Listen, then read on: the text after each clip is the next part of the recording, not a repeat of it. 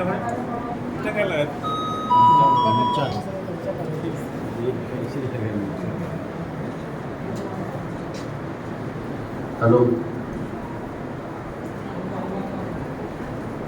सबसे पहले आज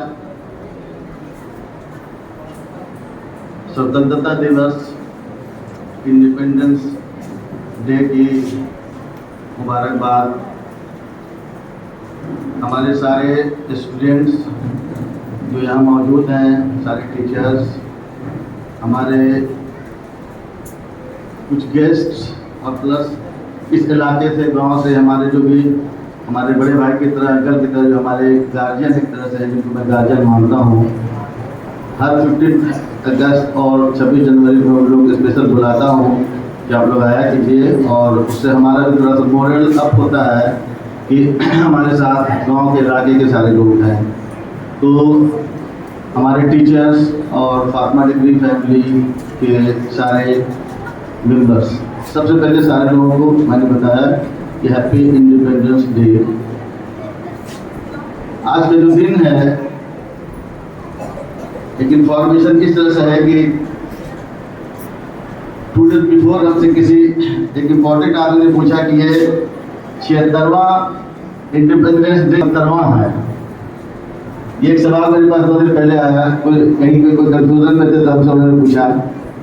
तो हम भी जल्दी से पहले गूगल किया कि इसको मतलब बताना है तो पहले इसको देखा जाए। और जब गूगल किया तो गूगल में भी क्या मिला, यही मिला कि 76 और 77, उसमें भी और करके दोनों ही लिखा हुआ था। तो ऑब्वियस है कि अगला जो इम्पोर्टेंट हमसे पूछा वो भी गूगल कर चुका हुआ, तो मुझसे पूछा, वो कंफ्यूजन में था। तो मैं इसलिए सवाल किया कि ये हर साल आता रहेगा और इसको आप एक फॉर्मूला से रिलेट कर सकते हैं, मैथमेटिक्स के सिस्टम से। शादा मैम बोलिए कौन सा है ये? आप 70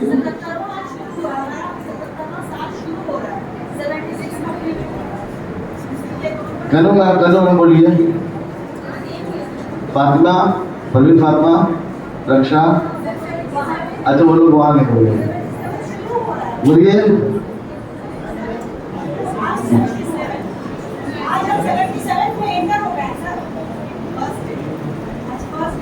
इसको आप ऐसे कह सकते हैं, वो तो सब कैलकुलेट कर ही लीजिएगा, 47 से भी कैलकुलेट कर लीजिएगा, लेकिन इसको आप ऐसे कह सकते हैं कि इंडिपेंडेंस डे कहेंगे तो 77 देंगे। स्वतंत्रता दिवस दिन जो है वो आज स्वतंत्रता दिवस 77वां है, लेकिन जब एनिवर्सरी कहते हैं वर्षगांठ होगा तो 76 होगा।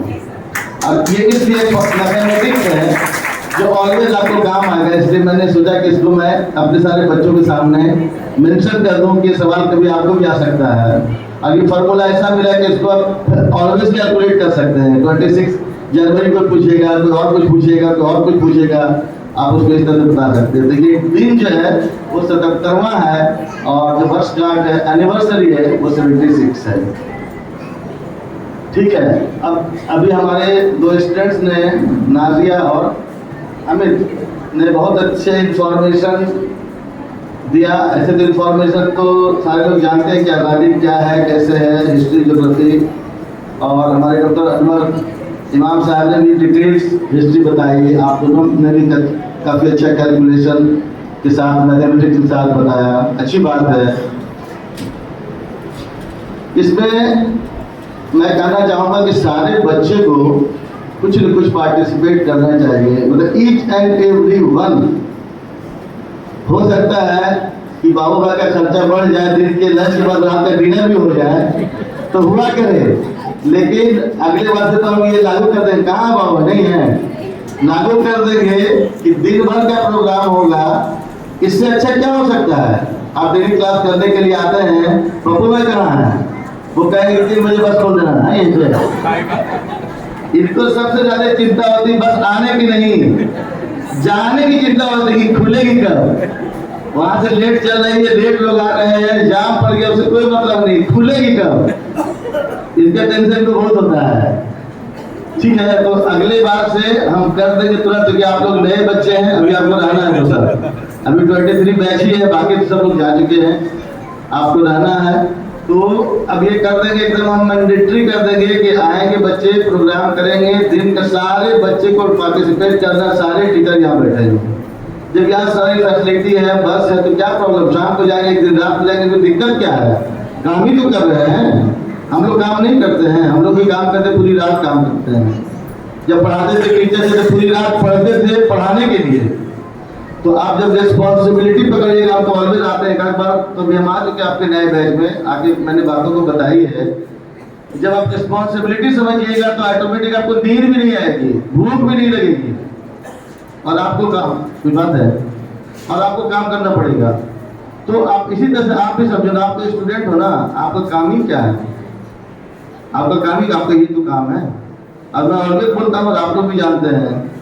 अब तो पता नहीं ज़्यादा लॉन्ग क्वेश्चन आता है कि नहीं आता है। पहले ज़माने में मैट्रिक में सबसे पहले इंग्लिश ऐसे लिखने के लिए आता था, ऐसे स्टूडेंट लाइफ के बारे में। तो सारे लोग जानते हैं कि स्टूडेंट लाइफ क्या है। कितना भी गरीब लड़का हो, कितना भी गरीब लड़का हो, लेकिन उसका जो स्टूडेंट लाइफ है उसका तो जवाब ही नहीं है। अगर तकलीफ है तो उसमें भी मजा है। 70% बच्चे तो आजकल तकलीफ वाले ही रहते हैं, और उसी का मजा उनको मिलता है। और उसको रियलिटी में जब कन्वर्ट करें, जैसे फिजिक्स हम लोग कहते हैं कि एनर्जी में कन्वर्ट करते हैं, खाना पीना ये वो सब एनर्जी में कन्वर्ट होता है। तो उसी तरह से अगर अपने तकलीफ को कन्वर्ट करेंगे, अपने इनसाइड इनहेल करेंगे अपने बॉडी के अंदर, तो आपको लगेगा मुझे कुछ करना है, ये तकलीफ है मुझे। बच्चों के पास किताब कॉपी हॉस्टल में रहने की तो जगह छोड़ दीजिए, बच्चे ऐसे भी होते हैं जिसके पास डेली खाने का भी पैसा नहीं होता है, ऐसे भी स्टूडेंट होते हैं। और आपको यकीन नहीं होगा, आप हिस्ट्री उठा करके पढ़ के देख लीजिए, 97, 98, मैं ये जरूर कह सकता हूँ 95+% जो पूरी दुनिया के बड़े लोग हैं वो गरीब हैं, उनका बैकग्राउंड गरीबी है, और तभी वो बड़ा बना है। अगर कोई बड़ा आदमी बड़ा बचा तो बड़ा है ही नहीं वो। आप थोड़ी देर के धीरू भाई अंबानी को आप कहिए कि वो बड़ा आदमी है, तो वो बड़ा आदमी है इसलिए कि सही मानों में वो छोटा था, वो गरीब था, वो छोटा था, एक मामूली इंजीनियर था, सऊदी अरब की कंट्री में काम करते थे, नौकरी करते थे, वहां से वो पूरी दुनिया का समझिए कि रिचेस्ट मैन रियल भी तो वही बना। बाद में उनके बच्चों ने, अब उनके बच्चों ने अब जो भी करे, बात आई समझ में।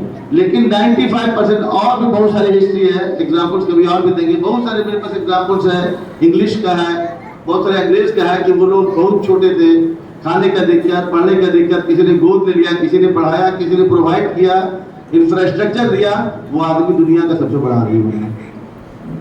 वो इसलिए बोलते हैं कि आपको एनर्जी मिले इस चीज का कि आपको भी आगे बढ़ना है। आप सोचिए रहे, आप आज़ादी को आज हम लोग मना रहे हैं, उसी से रिलेटेड बात करें। आज आप अपने मोबाइल में देखते हैं कंट्रोल चार्टिंग। कंट्रोल चार्टिंग ऐसी एक चीज है कि जैसे अब तक आप देखेंगे कि अगर कोई ट्रेन अभी यहाँ से पटना से गुजर कर दिल्ली जा रही है, किसी भी ट्रेन को ट्रेन नंबर पर डालें, डेट को डालें, तो पता चल जाएगा वो ट्रेन कहाँ से गुजर रही है। दानापुर क्रॉस कर गए, आरा क्रॉस कर गए, मुगलसराय क्रॉस कर गए, दिल्ली कब पहुंचने वाली है, उसको कहते हैं कंट्रोल चार्टिंग। आप उसको शॉर्ट में ये कह सकते हैं, जैसे मैं एक बार अभी झूठ में पकड़ा लिया, अभी तो एक हफ्ता पहले मैं बोला बस निकल गया, कहाँ निकल गया, हम बोला बस डाकबंगला क्रॉस किए, तो डाकबंगला क्रॉस किए, अभी तो आप अशोक राजपथ पे हैं, हम फंस गए, कैसे देख लिया है, पता चला वो मेरा लोकेशन देख रहा है, हम ड्यूटी हो गए। अभी 15 दिन पहले हम जल्दी जल्दी बोला बस पहुंच गए, कहीं जमीन देखने के लिए जाना था बेटा के साइड में, हम लोग डाकबंगला क्रॉस करके बस फ्लाईओवर चढ़ेंगे पहुंच जाएंगे, बोलो फ्लाईओवर आपका भी अशोक राजपथ पे दिख रहे हैं, हम सही में अशोक राजपथ। तो हम सोचा कि देखिए, और वो आदमी जो देख रहा था वो किसान था, वो किसान था, और वो विक्रमगंज के पास था, मामूली किसान, इनफैक्ट वो मुखिया है। और हम तो एकदम परेशान हो गए, छोटे हो गए, अब हम क्या करेंगे, वो मेरा लोकेशन देख रहा है कि हम कहाँ चल रही, गाड़ी कहाँ चल रही है।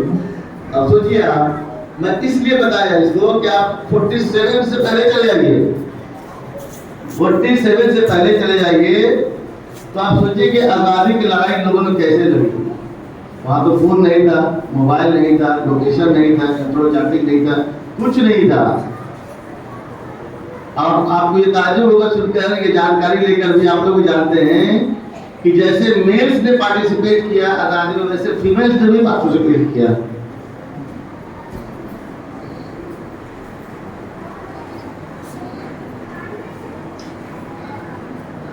आप समझ सकते हैं कि उस वक्त क्या सिचुएशन हुआ। यहाँ के अकेले भी तो लगता था कि आदमी कहाँ आएगा कि नहीं आएगा, पता नहीं। सब लोगों को आजादी मिली है, हम लोग आज क्या कर रहे हैं? आज हम लोग क्या कर रहे हैं? आप सोच लीजिए, थोड़ा सा खाली विजुअलाइज कीजिए कि वैसा जमाना क्या था, वो लोग कैसे थे। और उस वक्त ये इंडिया में नहीं था, इंडिया था, पाकिस्तान था, बांग्लादेश था, सोचिए कितना बड़ा था, क्या था, कहाँ आप सोचिए, पाकिस्तान के बिल्कुल बॉर्डर पे चले जाइए, बिल्कुल बॉर्डर पे चले जाएंगे, और ये इंडिया और फिर ये बांग्लादेश, कितना बड़ा देश था ये। और इस तरह से आजादी मिली।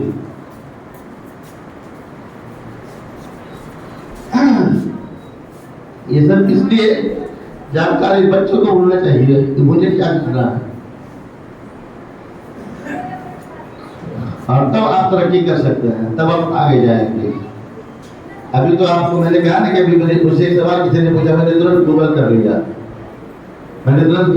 फिर मैथमेटिक्स लगाया, फिर मैंने जवाब दिया उनको कि ऐसा है, क्योंकि ये बहुत बड़ी चीज है ना। मैंने तुरंत जब मुझे गूगल किया गया, मैं पूछा, मैं तो बिहार सरकार को मैंने पूछा कि उनके पास तो सही इन्फॉर्मेशन होगा ना, क्योंकि गवर्नमेंट की बात है ना। मैंने तुरंत उनसे पूछा, वो भी दूसरे से पूछ रहे हैं, बगल वाले से, कि कितना होगा ये, फिर उसको इस तरह से बार आपको मैं, इसलिए सब बात आपको जानना चाहिए मुझे क्या करना है। इसलिए आप लोग तो जो इंफ्रास्ट्रक्चर आपके पास है, फैसिलिटी है, उसको अवेल कीजिए, यूज कीजिए और आगे बढ़िए।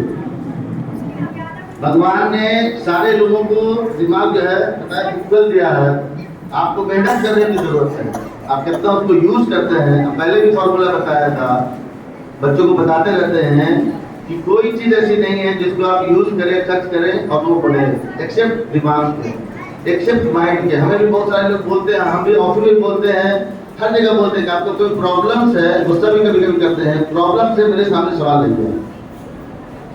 ऐसा नहीं कि हम बहुत काबिल हैं, बहुत इंटेलिजेंट हैं, बहुत तेज हैं, ऐसा कुछ नहीं है। या 100 ईयर्स हमारा एज हो गया है, कितना बड़ा एक्सपीरियंस है। बात ये है कि आप जितना ज्यादा काम करेंगे ना, आप जितना ज्यादा काम करेंगे उतने दिमाग आपका फास्ट होगा, आप तुरंत आप उसका जवाब दे पाइएगा। इसीलिए आप जब तक काम करेंगे इसका बेनिफिट आपको होगा, और उसी हिसाब से आप आगे जाते रहेंगे। तो इंफ्रास्ट्रक्चर को यूज करिए। हम बहुत ब्रॉडली बोल रहे हैं, ऐसी बात है कि मैं तारीफ कर रहा हूँ, लेकिन आप देख रहे हैं कॉलेज के कैंपस को, इंफ्रास्ट्रक्चर को देख रहे हैं कि सारे अवेलेबल आपके पास बहुत तरीके से है। सबसे प्लस पॉइंट है कि आज के डेट में, पहले कमी थी टीचर्स की, अच्छे टीचर्स की कमी थी, टीचर्स की भी कमी था। टीचर्स भी धीरे धीरे करके अच्छे टीचर्स लाते जा रहे हैं, और सारे हमें इस बात में भी प्राउड है कि हमारे पास टीचर्स भी रियली बहुत अच्छे हैं। हमारे लिए यहाँ पे आज भी हम सुबह गाँव में बात कर रहे थे, देखिए धीरे धीरे करके इंफ्रास्ट्रक्चर बहुत अच्छा होते चला जा रहा है, सारे टीचर बहुत अच्छे होते चले जा रहे हैं। हम धीरे धीरे लग रहा है कि कॉलेज का सेटअप बेटर और अच्छा होते चला जा रहा है, और इसको और अच्छा से करने की कोशिश कर रहे हैं। बिल्कुल सेटिस्फाइड अभी भी नहीं है, नई इंफ्रास्ट्रक्चर से, नई सजावट से, नई टीचर से, किसी चीज से हम सेटिस्फाइड नहीं है। हम जिस दिन सेटिस्फाइड हो जाएंगे तो उधर इसका प्रोग्रेस रुक जाएगा, हम रुकेंगे नहीं। इसका बेनिफिट आपको उठाइए और मेहनत कीजिए, तरक्की कीजिए, इसी बात का